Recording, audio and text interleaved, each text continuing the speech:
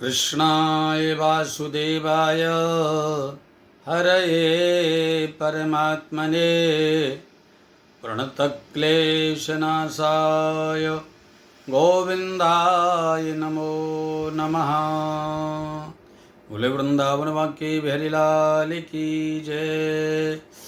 समस्त देशवासियों को भीमसेनी निर्जला एकादशी की बहुत बहुत शुभकामनाएं। आप सभी 31 मई बुधवार को एकादशी का व्रत रखें। यह भीमसेनी निर्जला एकादशी ज्येष्ठ मास शुक्ल पक्ष में मनाई जाती है। इसका शास्त्रों में बहुत बड़ा महत्व है। भीमसेनी एकादशी में एक दिन का व्रत करने मात्र से संपूर्ण 24 एकादशी व्रत करने का फल प्राप्त होता है। व्यक्ति समस्त प्रकार के पातकों से निवृत्त होकर के गोविंद की अचल भक्ति को प्राप्त करता है। भीमसेनी एकादशी एकादश्याम निराहारा संभ्यर्च्य जनार्दनः। एकादशी के दिन निराहार रह करके जब हम भगवान की सेवा करते हैं, अर्चन करते हैं, तो हमारी सभी इंद्रियां, हमारी जो बहिर्मुखी है वो अंतर्मुखी होती हैं और भगवान के श्री चरणों में लग करके जीवन को बहुत श्रेष्ठ और दिव्य बनाती हैं। भगवत भक्ति की एक श्रेष्ठ धारा में जोड़ने के लिए हम सभी वैष्णवों को एकादशी का व्रत अवश्य करना चाहिए, एकादशी का पूजन अवश्य करना चाहिए। बुधवार के दिन यह एकादशी मनाई जाएगी। यह सर्वेशाम एकादशी है। सभी का व्रत 31 मई को है। विधि क्या है, आप आनंद पूर्वक श्रवण करें। दशमी की रात्रि को दंत धावन आदि करके, मंजन आदि करके विश्राम करें। एकादशी को सुबह ब्रह्म मुहूर्त में लगभग 4:15 बजे उठें। उसके बाद अपना नित्यकर्म करने के बाद फिर अगर आपको जल पीना है तो सूर्योदय से पहले आप जल पान कर सकते हैं। शास्त्रीय विधि के हिसाब से तो नहीं करना चाहिए। आप सुबह स्नान आदि करने के बाद मंदिर में बैठ करके संकल्प करें। एकादशी का व्रत सभी कामनाओं को पूर्ण करने वाला है। संतान प्राप्ति के लिए, अक्षय लक्ष्मी के लिए, धन वृद्धि के लिए, आरोग्यता के लिए, समाज में यश प्राप्ति के लिए यह एकादशी का व्रत विशेष करके लाभप्रद होता है। इसलिए आप संकल्प करें। संकल्प करने के बाद भगवान का पूजन करें और एकादशी में सर्वश्रेष्ठ गुरु मंत्र के जाप का प्रभाव है या फिर द्वादशाक्षर मंत्र जाप का बहुत बड़ा प्रभाव है। द्वादशाक्षर मंत्र आप सभी को ज्ञात होगा। श्वेत अथवा धवल वस्त्र धारण करके, मतलब स्वच्छ वस्त्र धारण करें। दिन में भगवान को तुलसी से अर्चन करें। शालिग्राम पूजा का एकादशी में बहुत बड़ा महत्व होता है। अगर आप शालिग्राम भगवान को जल से स्नान कराएं, शंख में जल भर करके स्नान कराएं, पंचामृत से स्नान कराएं, उनका सुंदर श्रेष्ठ श्रृंगार करके 1008 तुलसी दल विष्णु सहस्रनाम उच्चारण करते हुए अर्पित करते हैं, तत्काल मनोकामनाएं पूर्ण होती हैं।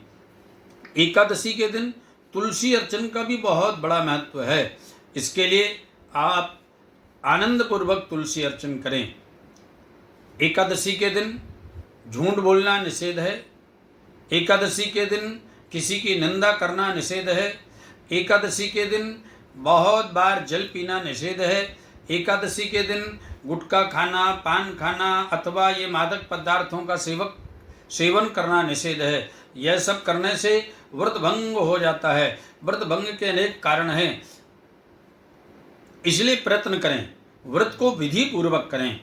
साथ ही भगवान के चरणों में अपने मन को लगा करके रखें। एकादशी के दिन अपनी 10 इंद्रियों को मन में लगाएं और मन को भगवान के चरणों में लगाएं।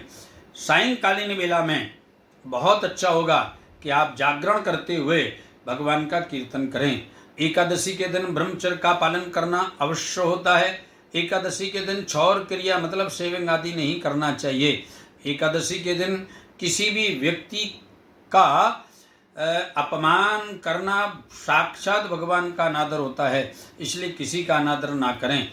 इस विधि से एकादशी का व्रत करें। द्वादशी के दिन सुबह ब्रह्म मुहूर्त में उठ करके स्नान आदि करने के बाद भगवान का पूजन करें। फिर किसी ब्राह्मण को भोजन कराने के बाद उसे फल दक्षिणा आदि भेंट करके और फिर अपना पारायण करें। सर्वप्रथम भगवान का चरणामृत लें और उसके बाद में थोड़ा सा फल लेकर के एकादशी का पारायण किया जाता है।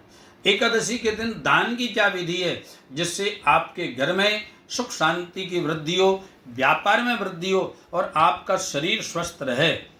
हर रोग के लिए अलग अलग दान का एकादशी में नियम है। इस भीमसेनी एकादशी में यह सबसे बड़ी एकादशी है। निर्जला एकादशी सबसे बड़ी एकादशी मानी जाती है।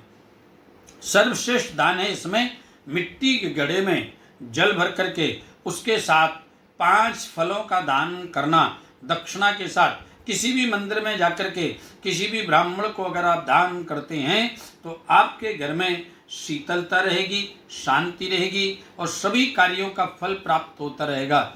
एकादशी के दिन अगर आप किसी विप्र को वस्त्र आभूषण सदक्षिणा दान करके पूजन करते हैं, उसके चरण प्रक्षालन करके उसका जल घर में छिड़क देते हैं, तो आपके घर से सभी प्रकार की दरिद्रता समाप्त हो जाती है और सभी प्रकार के रोग समाप्त हो जाते हैं।